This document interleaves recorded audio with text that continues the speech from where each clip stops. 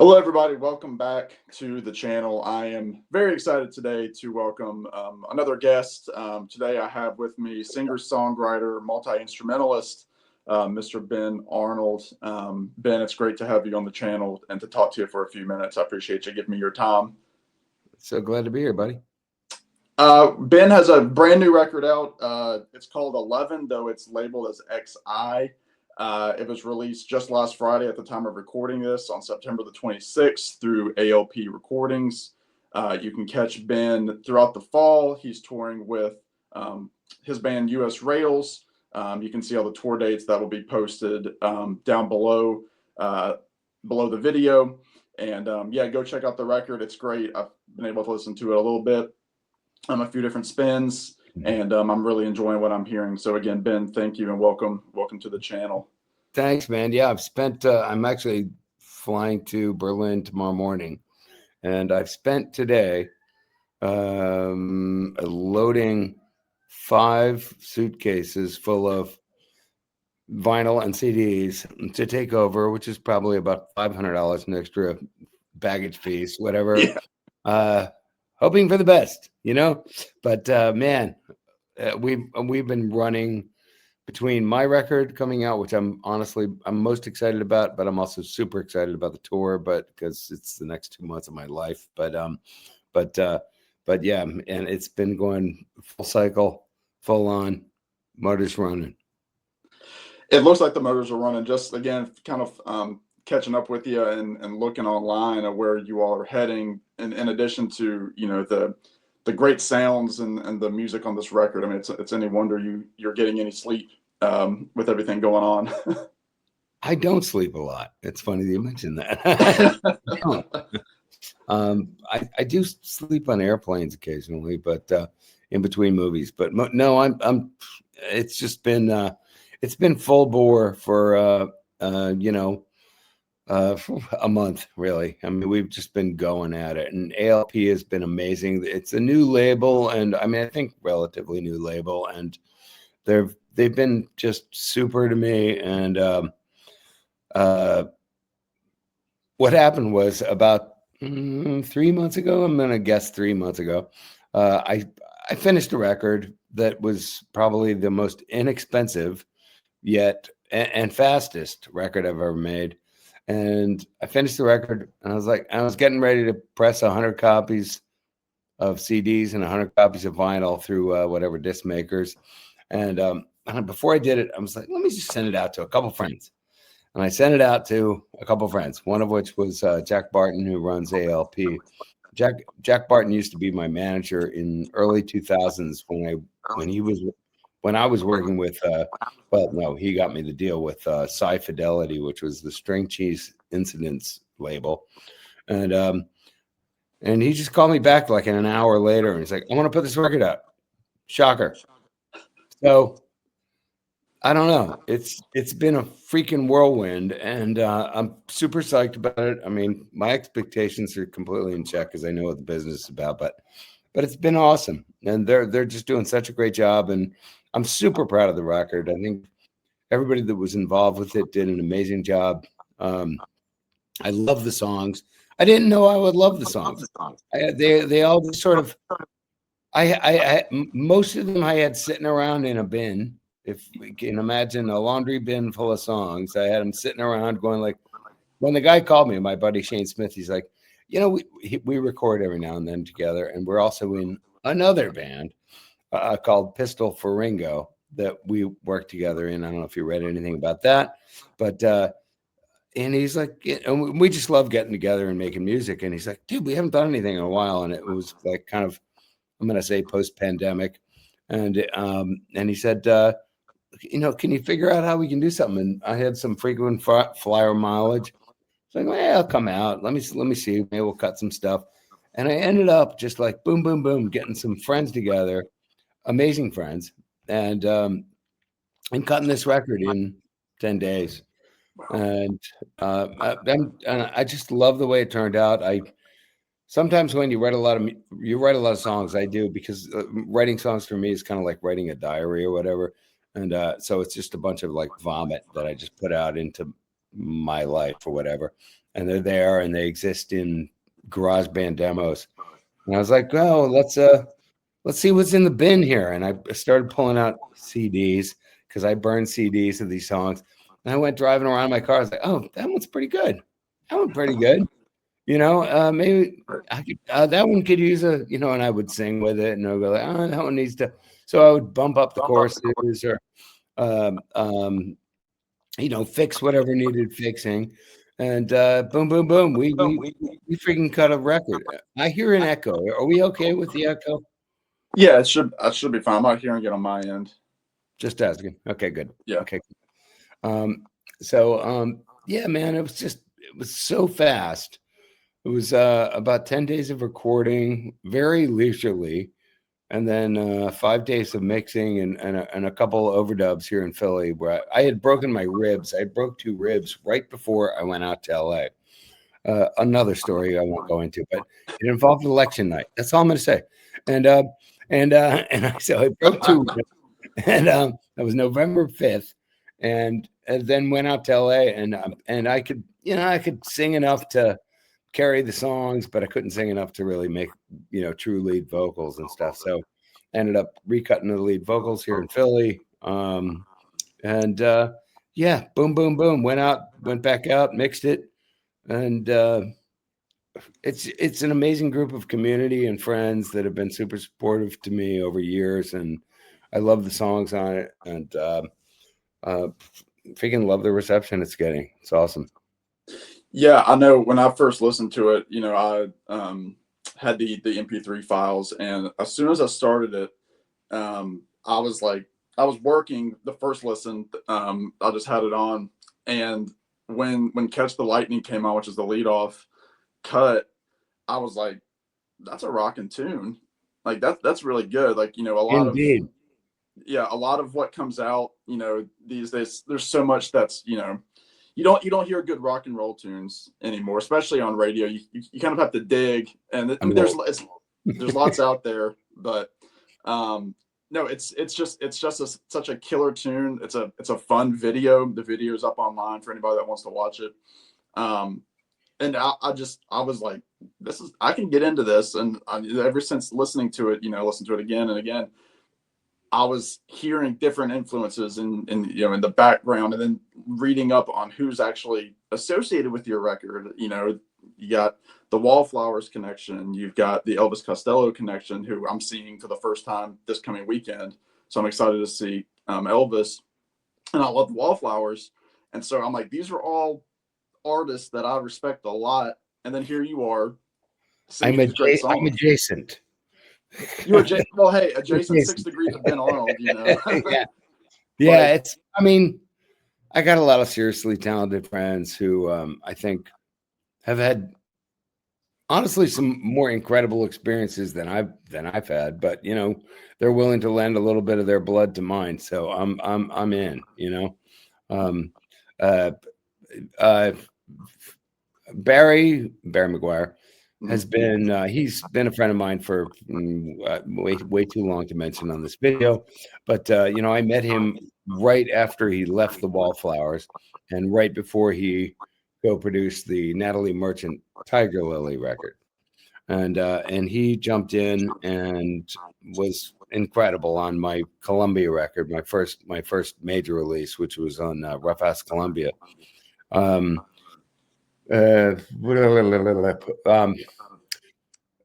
The other guys, they're all just like, Shane, I've been friends with for years and years and years.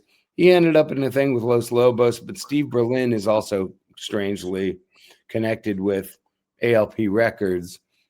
Steve from Los Lobos. So that was kind of a neat connection. And then the Elvis connection, it's just like he recorded drums on a record of mine 10 years ago, maybe one song.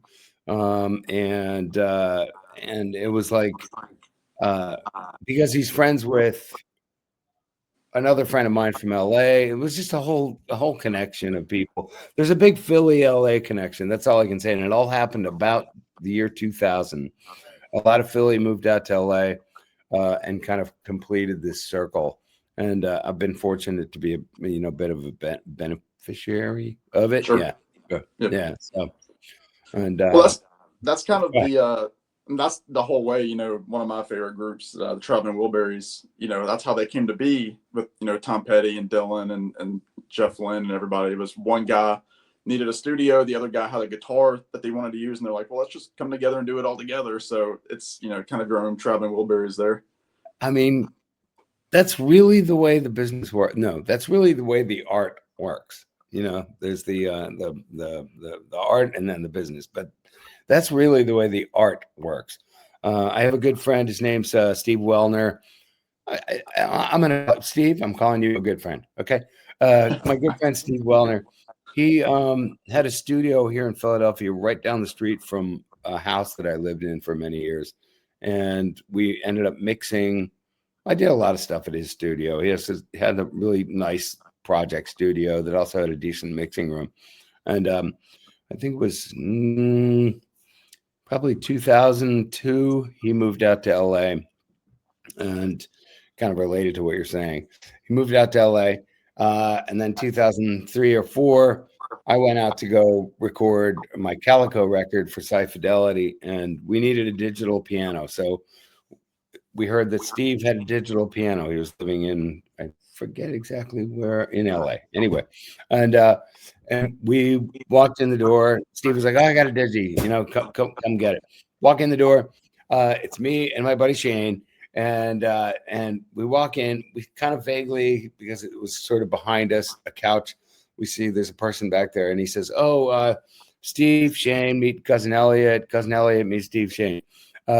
Elliot was Elliot freaking Gould, and who it turns out it's his uncle or cousin. I'm not positive, but I think there was some relationship between him and Jeff Lynne, and so he was trying to get Steve a job working with Jeff Lynne.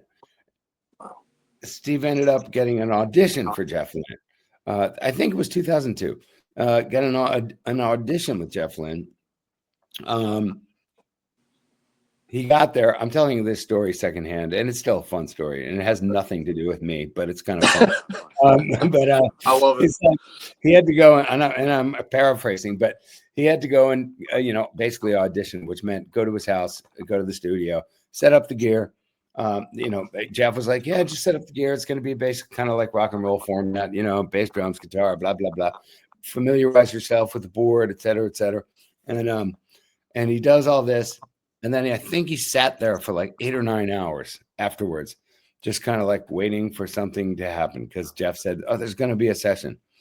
And then whenever the session happened, which I think was like midnight, it was like, here comes Tom Petty, Ringo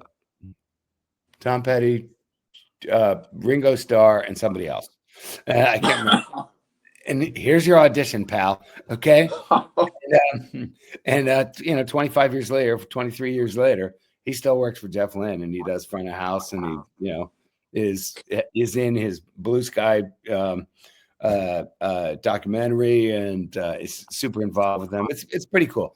I have nothing to do with any of that, but I'm adjacent. The fingerprints are there somewhere. Yeah.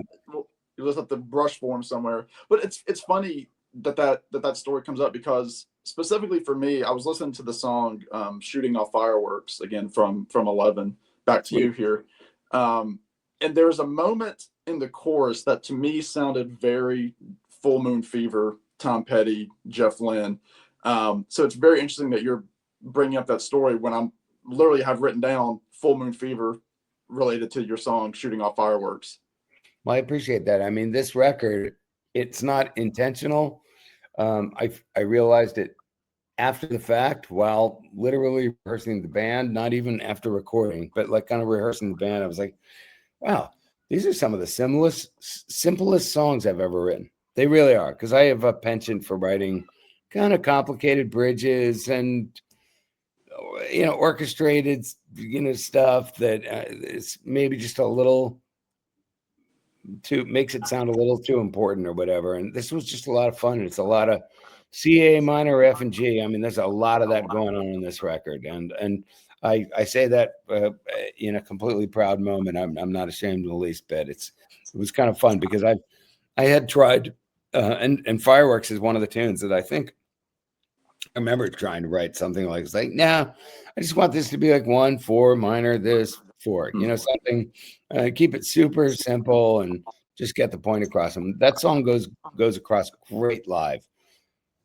So thank you Yeah. for mentioning it. Yeah, I mean, it's a great, for those that haven't listened to it yet, Shooting Off Fireworks. It's, again, obviously you got the summery feel, but also, like you said, it has that great hooky kind of catch in the chords, and it's just the perfect song that, I imagine driving down the highway listening to. I mean, it's great. But I mean, you mentioned, how you said these are more simple songs.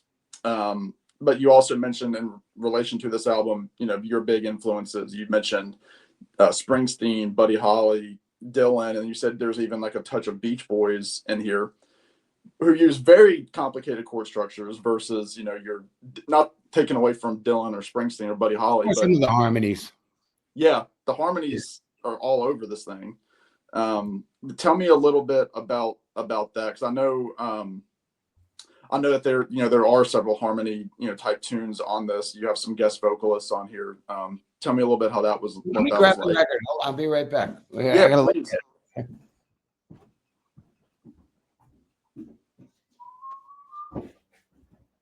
I'm back.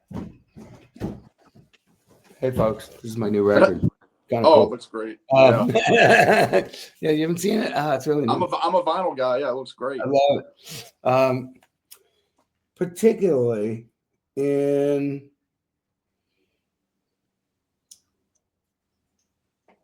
I think Anywhere But Here, and Peace, Love, Understanding, and Not Fair have like kind of the Beach Boys-y kind of stuff going on. Not in a blatant way or very on the sleeve way. Just that I always love Brian Wilson. I love what they do. I can't avoid not having them infect a little bit of what I do. So it's funny. I always have to look at it because I'm like, what the hell songs are on here? Oh yeah. Yeah. Well, the song to me, like for me, like one of the more beautiful songs on the record is the song "Beautiful Imperfection," which again had this, to me, again, being the listener, had a little bit of that, almost Daniel Lanois produced Bob Dylan, like 90s era Bob Dylan kind of sound. But you have, a great kind of duet partner on that as well. Ali Wadsworth. I was in Sweden. I've done a lot of touring in Europe, and I was in Sweden with a good friend of mine. His name's Hans Ludvigsson, and we did 1, 2, 3. I think we did 3 kind of tours together, sort of acoustic guys and roundish or 2, whatever, however round you can make 2 guys or 3 guys. And we did a couple of tours. He's a great writer and a great singer, and but very Swedish, and he has a cottage way out on the outskirts of a town called Jönköping, which is a kind of a big college town. It's a big college town in Sweden, and he has a cottage where he lives, and we would stay there, and as we would do, there was some Macallan and and a little hanging out, drinking some whiskey, sitting by the fire because there's still snow up high and reindeer going all over the place and moose and everything. It's great. It's a crazy place to live. I mean, I couldn't live there, but it is awesome when you're there. And and he is about as Swedish as they come. Big guy, with big guy, big ideas, big voice, big guitar playing. And he just said, "Oh yeah, I have an idea for a song, Beautiful Imperfections." And I don't know. It's like, see ya. And I went in my room and I literally wrote the song in about 20 minutes. And I came back with, "What do you think of this one?" And we demoed it, I think that night in his cottage, just me and him. And so he's been grateful, probably a little jealous, probably a little annoyed, but but thrilled that the song came out as well as it did. So, and I honestly I think that's probably my favorite song on the record. It's a beautiful tune. Yeah. Yeah, it touches a certain place. I don't know. Long Tall Shadow, the two quiet songs. I don't know why, but I love them both so much. I love Catch the Lightning. Catch the Lightning is my Springsteen moment, but I mean, the rest of them. I mean, I really dig sort of the. I mean, I'm a Philly songwriter dude. I mean, I do like that kind of little groove, little simple chord structure. Give me a little harmony at the chorus. Make the poetry nice. That's the goal. Well, that's a great goal in songwriting. I mean, again, some of my favorites, they span the gamut. I'm a John Prine guy on one end and a Dylan guy on the other side. I love my my Tom Petty's and my Birds and the melody people. So there's that great space as a songwriter to kind of find that space. You play? Are those degrees behind you for playing? Are the degrees that are posted behind you? Are they for your musical career? No, they're my wife's. So they're for her musical career. Very Correct. nice. Yeah. So you play guitar? I do. Acoustic guitar is my main instrument, and some harmonica and a lot of acoustic instruments with strings of various types is my sweet spot. You play mando? A little bit. Nice. Yeah, Sweet. A little bit. That's been a challenge. Yeah. Well, I can't do it. My fingers are too fat. I don't know. I just they just cover more than those two tiny little strings. It's a small fret space. Yeah, exactly. It's like I think this instrument is meant for a cat. I don't know. We'll tell all the mandolin players to turn the video off at this point. Yeah. I love it, but I'm just like I can't do it. Now I can sort of play. I can play like 4 or 5 chords and play like the Hooters. Do you know the Hooters? They're a Philadelphia. Yeah. So I can play a couple of their tunes. That's about it. That can probably get you. That can probably save you. Not well. Yeah. It'll get you a couple of thumbs up maybe around the campfire, but okay, yeah, exactly.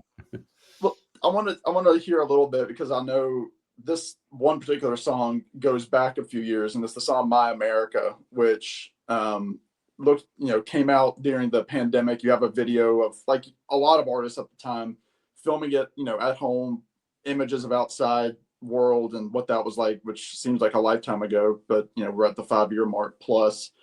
Tell me why you decided to put that song, and you kind of say it's it's this album's version of it.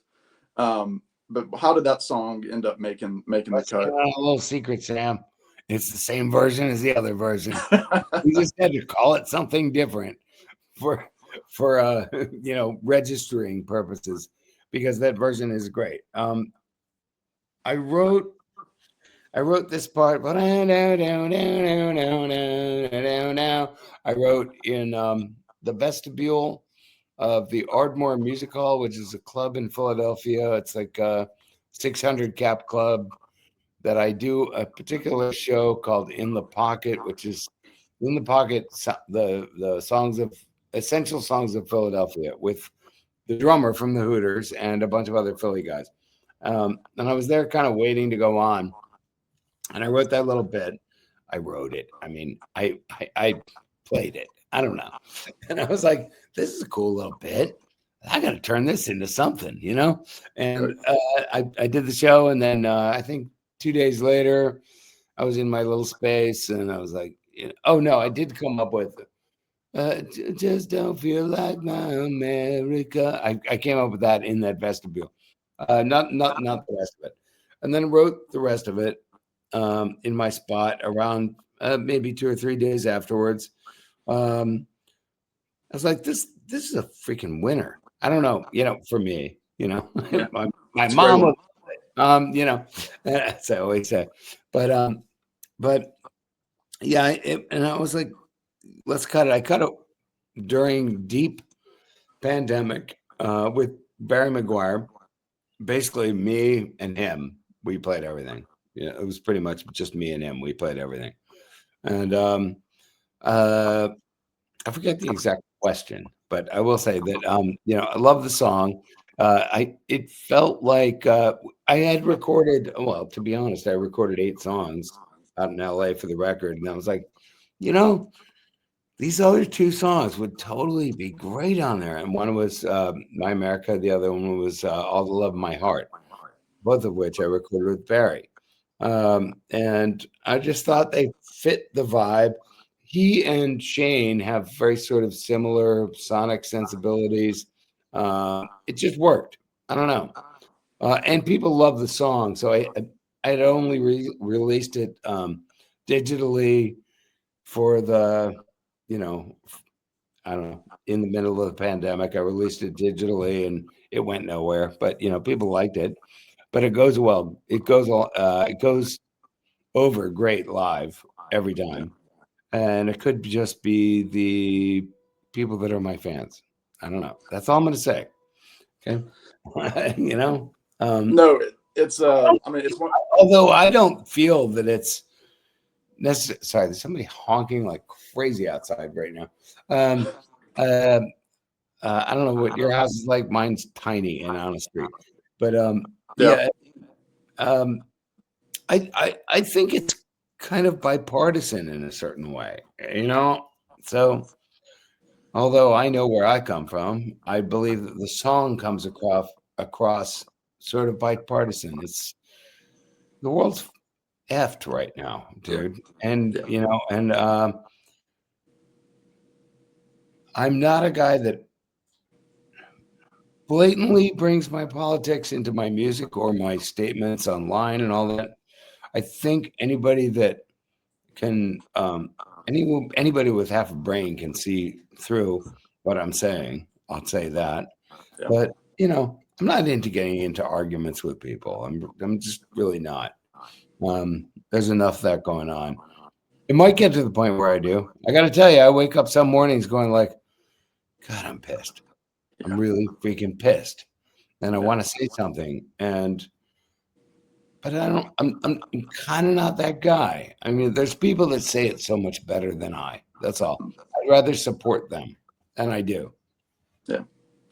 Well, that's one thing I was going to say about the song. Was the word bipartisan came into my head because you listen to it and everybody was kind of in the same mindset 5 years ago of what's going on. Nobody had any real answers in the beginning, and then different things came out and blah blah blah, and then you listen to the song again and you're like, oh, okay, yeah, I agree. And it can stand the test of time, and 5 years later it can represent something completely different. Well, Sam, I mean, the song is about living your life, the day-to-day person living their life, which we all have to do. We all fucking wake up, take a shit, have a cup of coffee, and get on with their life. And because there's no choice. You got to make money, you got to have a job, you got to make your art, you got to do what you can do, whatever it is, to keep happy, keep your friends. Every other, I don't know, maybe I'm lucky, every once a week, have a great night, hanging out with some friends, go see some music, hopefully keep yourself culturally engaged. And, but on top of that, is this freaking umbrella, this cloud of a WTF, So, I mean, that's where I'm at. Yeah. Yeah. You were not alone in that. And I'm not. I've got 50% of the freaking population with me. And I'm going to Europe where it's weird. We have a band, our other band, it's called US Rails. How creepy is it to go over to another country with a band called US? We named ourselves 20 years ago. Because it was already a band called The Rails, and we were like, oh, we'll call ourselves the US Rails, and I was like, oh, that's so smart. What were we thinking? What were we drinking? And so now we're going over there, and it's a little hinky. I mean, we don't know what to expect, and there's definitely some forward thinking, and I'm not going to use the word, but there's some other thinking people in Germany and Italy and Spain that I think they enjoy our music, but I don't know if they necessarily get our message. Yeah. We'll see. Well, I'll say all that to say, you just said you've got half the population. What I encourage people to do is that half of the population, if that's a lot of people, buy your new record. That will make you, Let's do that. Yeah. So that's my PSA. Damn, get that message. I will spread it. I will go to. Come on, 50%. Let's go. We got half the world. I used to have a manager who was like 50% of nothing is nothing, And he said that kind of voice, and I was like, thanks. No, I mean, again, the record itself, again, I will say it here as we wrap up. Everybody should go check it out.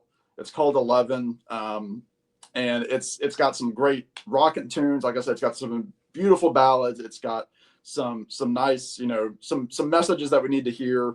And the music on it's great. The vocals are great. It's just a fantastic record, and I can definitely see myself spinning it as the years go by and getting something new out of it. But you're making me cry. Thank you, Sam. I appreciate it. And I do stand by it. It's a damn good record. And if I've made 11 records in my life, probably about 40. But if I've made 11 records in my life with my name on it, it's probably my best. So I really, really appreciate you spending some time with me. Absolutely. Yeah. It's again, I encourage everybody to buy it. It's gonna be linked below. It's already out. And I highly recommend you get the vinyl. That's how it's meant to be heard. Get the CD. October 17th. I don't know when this is posted, but vinyl physical will be out October 17th. Available for streaming right now. Check it out. Ben, thank you so much, man. This was a great conversation. I really appreciate you spending some time with me. Thanks, Sam. Appreciate it, buddy. All right. Peace. Bye, everybody. Yep. Bye.